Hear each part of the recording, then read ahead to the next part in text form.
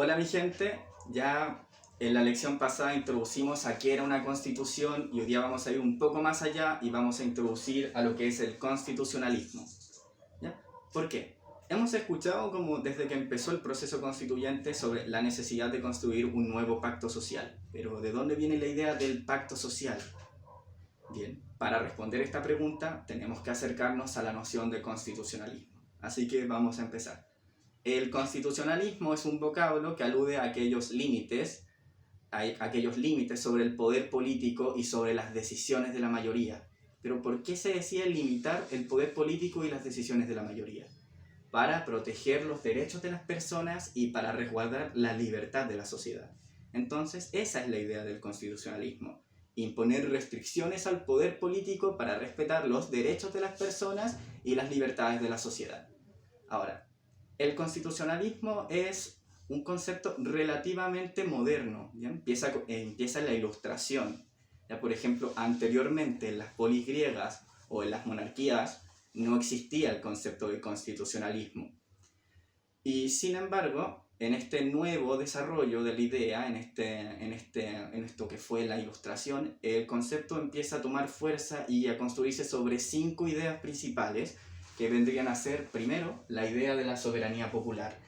Y esto es muy importante porque anteriormente, por ejemplo, en las monarquías, que era lo que estaba más extendido en Europa, el concepto de soberanía era completamente diferente al que tenemos hoy.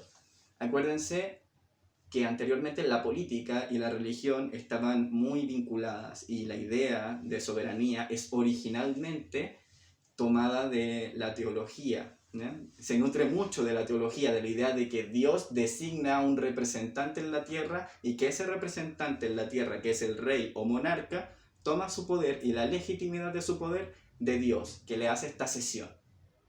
¿Ya? Entonces, esta idea del poder divino de los reyes va a entrar en conflicto con el ascenso de otras clases sociales como la burguesía y va a empezar a cuestionarse, ¿ya? Esta idea de que el poder divino de los reyes es legítimo. Y posteriormente se va a cambiar a través de una serie de revoluciones y conflictos la idea de soberanía y va a pasar al pueblo, la soberanía del pueblo, el pueblo soberano que se da a sí mismo su propia forma de existencia política. Esa es la idea de una constitución y de la soberanía popular detrás del constitucionalismo. Otra idea que es fundamental es la noción de principios universales que sirven como base para declarar derechos que son válidos en todo momento y que el poder político nunca puede transgreder. Eso también es nuevo, es relativamente moderno. En las polis griegas y en las monarquías estos principios, estos derechos, no estaban establecidos como tal.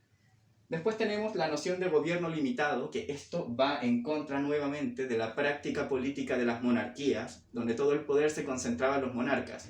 ¿Ya? Este poder ilimitado del rey que podía hacer y deshacer se ve restringido con la noción de la constitución y el constitucionalismo, que repetimos son límites al uso del poder. ¿Ya? Entonces el constitucionalismo aboga por un gobierno limitado.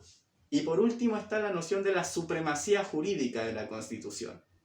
La Constitución no es una ley más, es el marco regulatorio dentro del cual todas las instituciones rigen. ¿Ya? Pero imaginen una pirámide, ¿ya? Donde tenemos los tratados internacionales, las leyes, los mandatos, etc. La Constitución está en la cima de todo ese ordenamiento jurídico, no hay nada por sobre ella. Y ahora, uno se puede preguntar por qué es tan importante la Constitución. ¿Qué le da esa legitimidad? Y aquí nos tenemos que fijar en estas ideas de límite, soberanía popular, derechos, principios universales y soberanía o supremacía jurídica.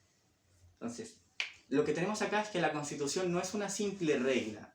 La Constitución es producto de los acuerdos fundamentales de una sociedad.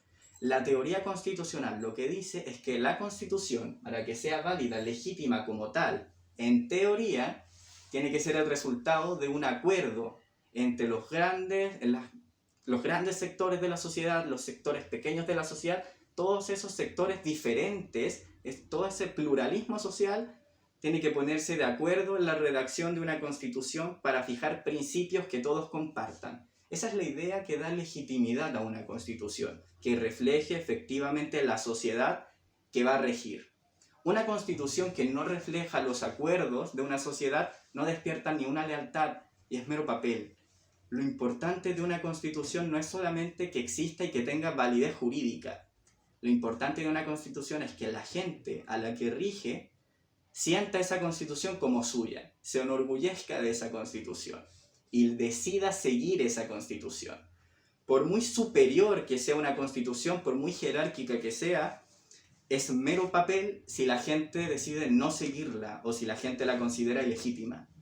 Entonces, una constitución tiene que ser producto de la soberanía popular y de sus grandes acuerdos. Y uno puede preguntarse entonces, ¿cómo se construye esto? Si en la práctica se ha dado así. ¿Cómo se reforma una constitución? ¿Qué es el poder constituyente? Uno podría preguntarse incluso por qué un pueblo decide ponerse límites a sí mismo.